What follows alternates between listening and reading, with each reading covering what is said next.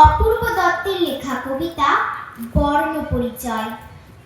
ঠিক মনে নেই, তখন বোধহয় 5 পেরিয়ে 6। চতুর্দিকে অচেনা সব গা ছমছম ভয়। মাঝে মধ্যে দাদার খাতা কলম নিয়ে খেলি। বাবা হেসে বলতো, আবার এসব কোথায় পেলি? মনে আছে সেবার সরস্বতী পুজোর দিনে বাবা আনলো শহর থেকে স্লেট পেন্সিল কিনে। কালীকিঙ্কর জ্যাঠামশাই পুজো করার পর আমার কোলে দিয়ে বলল, এই নে, এটা ধর। তাকিয়ে দেখি স্লেটের উপর ছোট্ট একটা বই। আমি বললাম, এটা খালা, বাবার লোক কই? এই বইটা লিখেছিলাম দাদার বইয়ের গাদায়।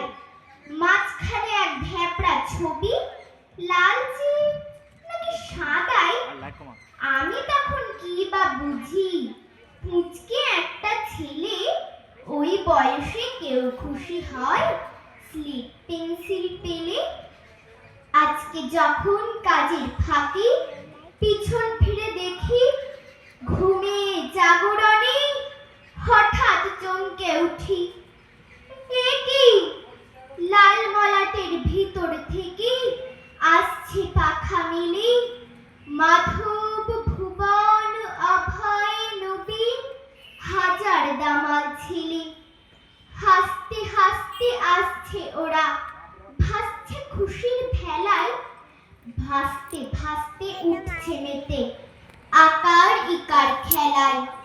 হায় রে, কবে হারিয়ে গেছে সেই সে ছোট্টবেলা। হারিয়ে গেছি মায়ের সঙ্গে লুকোচুরি খেলা। হারিয়ে গেছি স্লেট পেন্সিল, দাদার কলম খাতা। এখন শুধু হাতড়ে বেড়াই শুকনো স্মৃতির পাতা।